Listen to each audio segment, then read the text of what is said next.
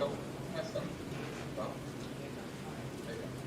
Bom, boa tarde, pessoal. Muito obrigado pelo convite aí do Instituto Reconvex, né, na figura do presidente Mário. É um prazer muito grande estar com vocês aqui e coube a mim falar dos fundamentos, né, da neuropatia óptica hereditária de Leber, principalmente epidemiologia e as características clínicas. A gente vai fazer um bate-papo aqui e depois eu vou estar aberto para qualquer dúvida. Tá?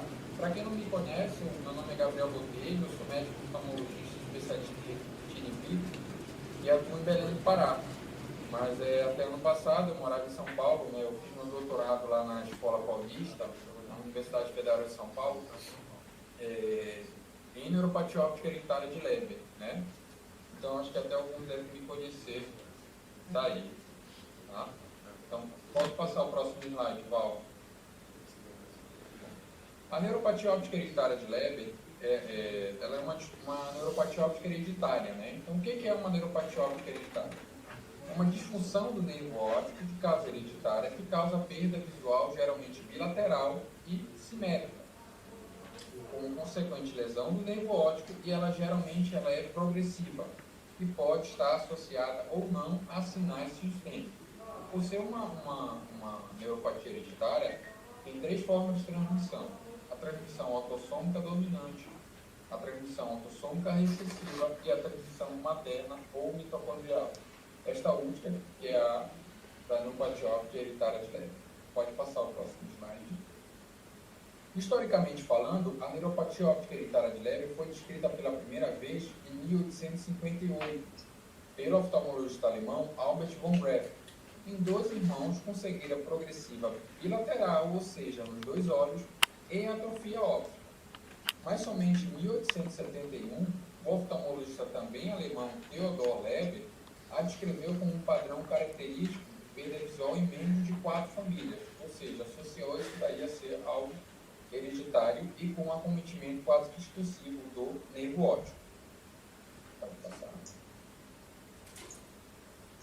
A neuropatia óptica hereditária de Leber é uma doença caracterizada por perda da visão central bilateral, subaguda e indolor, sendo mais comum em homens com idades entre 15 e 35 anos. A perda da visão pode ser bilateral simultânea, ou seja, ao mesmo tempo, ou sequencial, ou seja, quando um olho é acometido e a seguir, semanas a meses, o outro olho é acometido.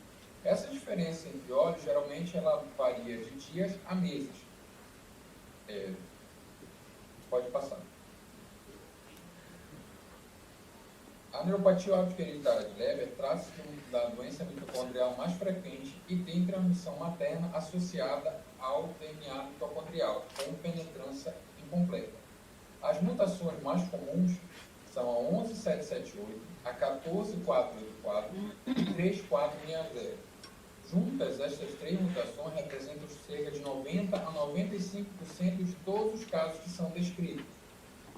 A neuropatia óptica hereditária de Leber afeta principalmente as células ganglionares da retina, levando à atrofia óptica com consequente deteriorização subaguda da função visual central, causando cegueira irreversível na maioria dos casos. Epidemiologicamente falando, ela é a doença mitocondrial mais frequente no mundo. No entanto, estudos epidemiológicos de prevalência envolvendo países em desenvolvimento como o nosso estão escassos. Para se ter uma ideia, uma meta-análise recente na Europa estimou a prevalência da neuropatia óptica hereditária de Leber de 1 a cada 45 mil habitantes. 1 a cada 45 mil habitantes vai ter a doença. Na Inglaterra, de aproximadamente de 1 para 25 mil habitantes. No Japão, de 1 para 100 mil. Na Holanda, de 1 para 39 mil. Na Finlândia, de 1 para 50 mil. E na Dinamarca, de 1 para 54 mil.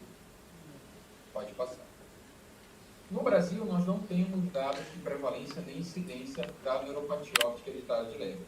Mas é importante ressaltar que no Brasil nós temos a família SOA-BR. Trata-se de uma extensa família brasileira com mutação 11778 que tem sido estudada desde 2001. Esta família se originou de uma ancestral nascida em 1861, na região de Soabe, daí a sigla SOA, na cidade de Verona, na Itália. E esta ancestral imigrou para o Brasil em 1895 e ela já transmitiu a mutação para membros de 7 gerações. A família SOA-BR compõe o maior heredograma, ou seja, a maior família, né, da neuropatia hereditária de Leber relatada no mundo, com 360 membros, sendo que 265 desses membros foram examinados. Um grupo multicentro de pesquisadores do Departamento de Oftalmologia da Universidade Federal de São Paulo, da Universidade de Bolonha e do Dorrien Institute de Los Angeles, além da colaboração de outras instituições nacionais e internacionais, tem investigado essa família que reside nas cidades de Vitória, Santa Teresa e Colatina, ambas no Espírito Santo. A investigação científica desta família durante praticamente 2 décadas trouxe importantes contribuições que permitiram melhor compreensão de aspectos clínicos, fisiopatológicos e genéticos da neuropatia óptica hereditária de Leber. Para se ter uma ideia, aproximadamente 28 artigos científicos já foram publicados relacionados a esta família.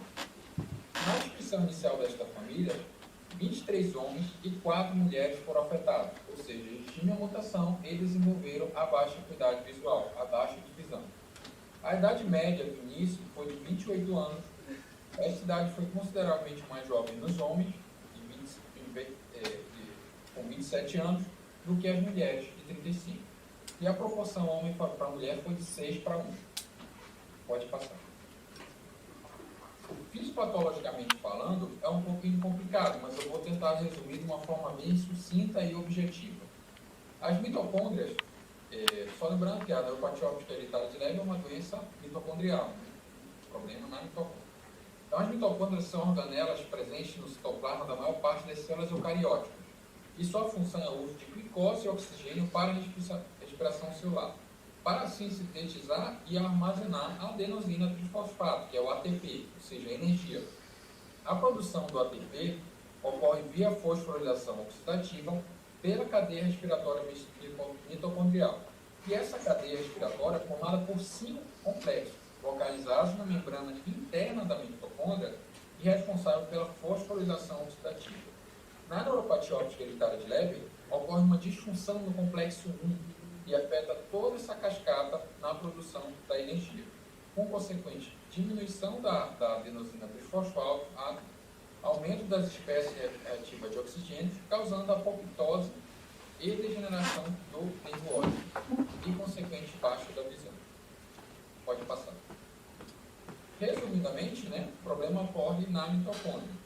Tá? Então, essas mutações, a 11778, a 14484, elas são, e a 3460, elas são relacionadas a uma disfunção da mitocôndria que leva à deficiência, ou seja, redução da síntese de ATP, consequentemente, aumento da liberação dos fatores apoptóticos, ou seja, fatores que levam à morte celular, aumento das espécies reativas de oxigênio e, consequentemente, o transporte axial é prejudicado. Acontece a morte das células ganglionares da retina e, consequente, degeneração do nervo óptico. E a neuropatia óptica hereditária de Leber se desenvolve, causando baixa de visão. Pode passar. Eval, só confirmando, está em manifestações clínicas, né, o slide? Isso, exatamente. Então, assim, a doença ela é dividida em 3 fases. Tem várias classificações, mas eu acho que essa aqui é a mais didática para a gente discutir e entender. A fase assintomática, tá? Que é o indivíduo que ele tem alguma das mutações e não tem praticamente sintomas, né? Não tem baixa de visão. E aí o indivíduo pode ou não, tá? Progredir para a fase aguda, que é a fase onde ele tem a baixa de acuidade visual progressiva ou súbita, e depois de meses a fase crônica. Então, eu vou discutir essas fases aí uma por uma. Pode passar. A fase aguda é caracterizada de baixa acuidade visual, ou seja, embaçamento visual, perda de visão, né? Que pode ser bilateral simultânea ao mesmo tempo ou sequencial. O intervalo médio ele varia de dias a meses, mas em média, na maioria dos casos, é de 6 a 8 semanas. O indivíduo ele pode também apresentar o que a gente chama de descromatopsia, alteração da visão de cores, né? Ele vai confundir as cores. E a fundoscopia ocular, ou seja, um exame que é feito pelo oftalmologista no consultório, fundo de olho, mapeamento de retina, nós encontramos uma microangiopatia telangiectásica peripapilar. Temos vasinhos que vão ficando tortos, ao redor do nervo óptico. Aumento da tortuosidade dos vasos da retina central. Esses vasos também ficam tortuosos. E o principal é um edema, ou seja, um inchaço na camada de fibra nervosa da retina peripapilar, que é onde, digamos assim, esse sofrimento está, consequentemente, também está acontecendo. Pode passar. Bom, isso aqui é um exemplo, tá, da retinografia, ou seja, uma fotografia do fundo de olho de um paciente em fase aguda. Esse paciente tem 14 anos, tá, com a mutação 11788, ele está em fase aguda. Tá? Ele queixava de baixa acuidade visual há cerca de 2 ou 3 semanas, iniciada pelo olho esquerdo. A retinografia à esquerda do slide, né, mostra o olho direito, onde a gente vê um edema da camada de fibra nervosa da retina apontada pelas setas azuis. Já o slide à direita, a retinografia à direita, aqui, ó, retinografia B, na seta B a gente já vê um início de palidez de disco, foi o olho primeiramente afetado. Tá? Então esse indivíduo está em fase aguda. Pode passar, Paulo. A fase crônica é caracterizada por uma atrofia óptica bilateral, né? O que acontece? O nervo ele é degenerado, então ele fica atrofiado, ele fica pálido, tá? Ele não tem aquela cor tradicional. Então, a gente pode, a exemplo, ter esse indivíduo aqui de 42 anos, com a mutação 11778, ele tem uma queixa de baixa de visão há 7 anos, né? Bilateral. Então, o nervo já está degenerado, o nervo já está pálido. Pode passar. Bom, os mecanismos envolvidos na penetrância da doença, eles nunca foram totalmente esclarecidos, mas a gente tem várias hipóteses, né? Vários artigos já, digamos assim, já descreveram alguns fatores de risco. A gente sabe que, para ocorrer a doença, digamos assim, muito provavelmente a gente tem que ter o fator genético, mas também acredita que alguns fatores de risco ambientais eles podem contribuir para a conversão do estágio assintomático para o estágio agudo. E, dentre eles, fatores de risco que prejudicam a função mitocondrial já foram indicados. Entre eles, consumo de tabaco e ou álcool, né, pessoas que fumam e bebem bebidas alcoólicas, fumam cigarro e bebem bebidas alcoólicas. Exposição ocupacional a inexames e outros orgânicos, muitas vezes em regiões agrícolas, né? Dieta alimentar inadequada, atividade física insuficiente, deficiência de vitamina B12 e ácido fólico. Por isso que a gente orienta os indivíduos que são carreadores de algumas mutações, não têm sintomas, não têm, digamos assim, não converteram para fase aguda, a levar uma vida saudável, né? Se alimentar muito bem e não ingerir, digamos assim, uma quantidade muito grande de bebida alcoólica frequentemente e nem fumar. Né? O estrogênio, o hormônio feminino chamado estrogênio, né, ele já foi indicado como possível fator protetor para a disfunção mitocondrial. Ele tem, algumas pessoas acreditam que ele tem um efeito antioxidante. Isso daí poderia até, isso é uma hipótese, tá? Isso daqui são artigos que lançam hipóteses, não é nada que está muito bem, digamos assim, documentado. Isso daí pode explicar para a gente a menor penetrância da neuropatia óptica eritada de leve em mulheres e também, muitas vezes, o hemastadiamento. Mas, como eu falei, isso daqui é uma hipótese, isso daqui não é nada concreto, tá? São hipóteses que a gente encontra em artigos científicos, tá bom? Então, ideias. Pode passar o próximo. O indivíduo com a neuropatia óptica eritada de leve, ele também tem alguns achados associados, como anormalidades cardíacas, reflexos neurológicos exacerbados, pode ter ataxia cerebral leve, pode ter tremores, pode também ter massa muscular, então isso daí tudo já foi associado na literatura. Pode passar. A gente tem o que chama da John Cruz, né, que é a neuropatia óptica eritada de leve, associada a distúrbios do movimento, como espasticidade, anormalidades esqueléticas, distonia, neuropatias e cefalopatia fatal na infância, né? A gente tem alguns artigos, eles relatam aí, neuropatia óptica eritada de leve associada com alguns sintomas que dão também na esclerose múltipla. Tá? Isso daí é só para vocês saberem. Pode passar.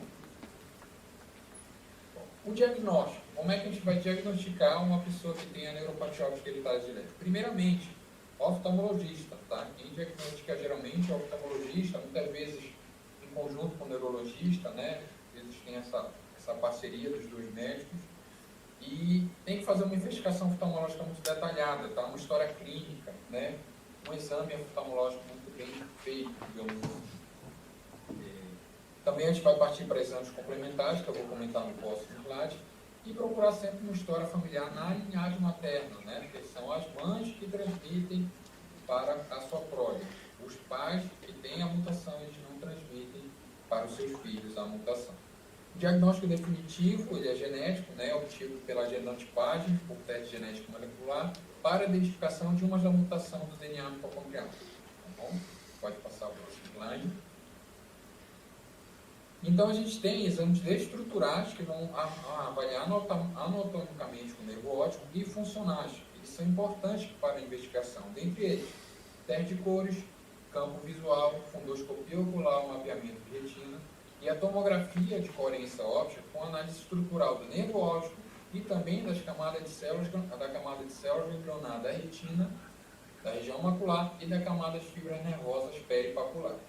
Os principais diagnósticos diferenciais da neuropatia óptica de Leber, ou seja, são diagnósticos com doenças que podem confundir, né, a Leber, e a gente sempre tem que ter esses diagnósticos diferenciais em mente. São neuropatias ópticas tóxicas ou carenciais, ou seja, aquela que a gente chama de tabaco álcool, né, aquele indivíduo que ingere muita bebida alcoólica e também ou fuma bastante tabaco, ou carenciais, como a deficiência de vitamina B12, e outras neuropatias ópticas hereditárias, como atrofia óptica dominante. Pode passar. A gente tem diversos exames eletrofisiológicos na neuropatia óptica hereditária de Leber. Esses exames eles vão avaliar funcionalmente como é que está aquele nervo, né? Dentre eles, um dos principais é o potencial visual focado por padrões reversos, né? Exame muito importante, o eletroretinograma por padrões. E recentemente descrito, né, o exame mais novo, é a resposta fotópica negativa do eletroretinograma de campo total. Pode passar. Esta última, que é a resposta fotópica negativa do eletroretinograma de campo total, eu tive a oportunidade, né, de trabalhar na minha tese de doutorado. Ele avalia de forma objetiva a função das células ganglionares da retina nos indivíduos com a mutação da neuropatia óptica hereditária de Leber, tanto nos assintomáticos como sintomáticos. E ele é um método objetivo, ou seja, você não depende, digamos assim, da colaboração do paciente. A gente faz ele e consegue ter objetivamente os dados dessa função, que permitem auxílio tanto no diagnóstico da doença quanto acompanhamento, né? E aí esse daí é o artigo que o nosso grupo lá da Escola Paulista publicou, né, ano passado, um número de 38 indivíduos, né, sendo 24 afetados e 14 carregadores, é um artigo muito interessante. Tá? Pode passar. Queria agradecer mais uma vez aí um convite, é um prazer estar com vocês todo ano, né? E a gente se encontra em breve aí nos próximos eventos. Eu deixei meu e-mail aí, caso alguém tenha alguma dúvida, queira perguntar agora, e pode mandar depois, eu estou sempre à disposição de vocês aí para qualquer dúvida.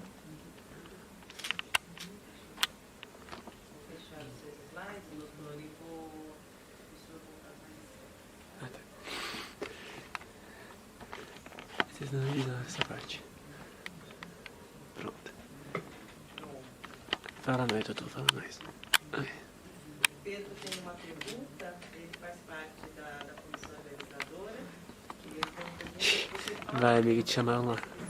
Então, ok. Boa tarde, doutor. Cuidado, gente. Tudo, está escutando bem, Pedro, pode falar. O senhor comentou sobre neuropatia tóxica, o senhor usou esse nome, né? Que é um caso que pode ocorrer. Se for isso, é Lyon também, ou o senhor se refere a um outro tipo de neuropatia? É um outro tipo de neuropatia. Muito boa a tua pergunta, viu, Pedro? Muito boa mesmo. E o que acontece? Na oftalmologia, quando um paciente chega para a gente, né, a gente tem que ter uma mente muito aberta, pensando muito detalhado, ter uma história clínica e procurar os sinais. Às vezes, no diagnóstico, a gente tem que montar um quebra-cabeça, tá? E aí, o que acontece? Esse diagnóstico de neuropatia óptica carencial, né, que a gente chama, ele é um diagnóstico diferencial de neuropatia óptica eritematoide leve. Então, uma pessoa que ingere muito alcoólica, tá? Uma quantidade excessiva, ou então também fuma, né? E ele não tem agitações, tá? Então, ele tem uma disfunção no nervo óptico dele que é consequente do uso em excesso de bebida alcoólica ou de outras toxinas que são, digamos assim, maléficas para o nervo óptico, tá? Seria isso. Mas também, a gente tem também um indivíduo que ele tem a mutação, né, da neuropatia óptica eritematoide leve. Se por algum motivo ele bebe bastante, ingere muita bebida alcoólica, ele pode manifestar também a neuropatia óptica eritematoide leve de forma mais precoce, mas ele tem que ter a mutação, digamos assim. Então, seria muitas vezes, a gente tem um diagnóstico que muitas vezes a gente pode ter esse diagnóstico sobreposto, né? A gente pode achar que é só pela parte tóxica, né? Só por ingerir a bebida alcoólica, mas a gente faz o teste genético quando vê ele tem a mutação. Então, assim, muitas vezes esse quebra-quebra tem que convir com o exame genético, tá? Mas eu não sei se eu consegui te explicar aí. Sim, não, com certeza. Só uma pergunta adicional daí. Quando é o caso dessa neuropatia tóxica que você se referiu, ela, sobre prognóstico de melhora, é igual ao Leber ou tem alguma diferença? Quando não há mutação e é unicamente uma questão ambiental, né, de estilo de vida daí. Existe alguma mudança em termos de prognóstico de melhora ou não? Muito boa pergunta. Agora eu estou com a gente vai discutindo e vai enriquecendo, vai aprendendo junto. Olha só, o nervo óptico, né, que é formado pela camada de nervosa da retina, peripapilar e também as células ganglionares da retina, são tecidos nervosos, tá? Qual é o problema de um tecido nervoso? Muitas vezes, quando você tem um dano à morte do tecido nervoso, ele não consegue se regenerar. Isso daí é um problema. Então, quando a gente tem esse indivíduo com a neuropatia atópica, a gente depende muito do prognóstico dele em relação ao tempo e à quantidade digamos assim, dessa toxina que ele usou. O quanto de dano irreversível que ele deu à retina, entendeu? Às vezes, como foi um pouquinho menor e não foi um dano tão grande, a gente põe a suspensão do fator causador, digamos a bebida alcoólica ou com outra coisa, a parte carencial, né? E suplementando com as vitaminas adequadas, a gente pode ter uma reversão na baixa acuidade visual desse paciente. Ela pode ser uma reversão parcial muito boa, né? Mas também pode ser que não seja uma reversão tão grande. Depende muito do dano a essas estruturas do olho, se são irreversíveis ou não. E me perguntaste sobre o prognóstico. Ele tende a ser um pouquinho melhor do que um indivíduo que tem, digamos assim, a mutação, né? Que tem a doença no leve. Mas isso daí depende de cada caso. A gente brinca, eu converso com meus pacientes, que medicina não é uma matemática. A gente não tem muitas vezes 1 mais 1 não é igual a 2. Cada caso a gente trata individualmente, a gente trata de forma personalizada. Cada pessoa é uma pessoa, né? Então a gente tem que, digamos assim, fazer uma avaliação desse paciente multimodal, né? Avaliar as estruturas do olho dele com os exames e também funcionalmente. E a gente vai definir o prognóstico dessa pessoa dessa forma. Entendi. Obrigado. Alguém mais teria alguma pergunta? Igual tem como virar e olhar ele. É que esse computador, acho que ele tá preso numa caixinha. Não, era só porque eu queria olhar ele, porque a gente sente falta, né, desenho. Sente. Vai vir presencial, mas como eu estou aqui em Belém, é muito difícil para mim viajar. Eu estou com uma filha pequena também. Eu queria muito estar aí com vocês presencialmente. Não, Sabe, nós estamos numa sala de aula, né? Então, a sala de aula fica naquelas caixas, trancada, com cabo, e etc. Eu tenho medo de mexer e acabar desconectando. Mas, doutor, olha, muito obrigada pela sua palestra, pelas suas orientações, o compartilhamento dessas informações realmente é muito rico. Quero lembrar que essa sua fala, essa sua palestra ficará depois disponível nas nossas redes sociais, né? Então, por mais que as pessoas não tenham perguntas agora, mas as suas redes sociais também estão sempre muito abertas para as pessoas perguntarem. Eu deixei meu e-mail. Eu vi sim, eles também perceberam. Além disso, né, todas as redes sociais, então é muito provável que em alguns momentos você receba novas perguntas. E o que nós recebemos de perguntas através do nosso canal no YouTube, nós vamos repassar para você com certeza e aí bolar uma maneira de levar essas respostas para mais e mais pessoas, porque é de suma importância. Tá ótimo. Obrigado. Eu gostaria das suas considerações finais. Nós vamos encerrar então agora o link, fechar essa sala e fique aí com a nossa gratidão pela sua participação. Tá bom, gente. Obrigado, viu? Eu seria minha consideração.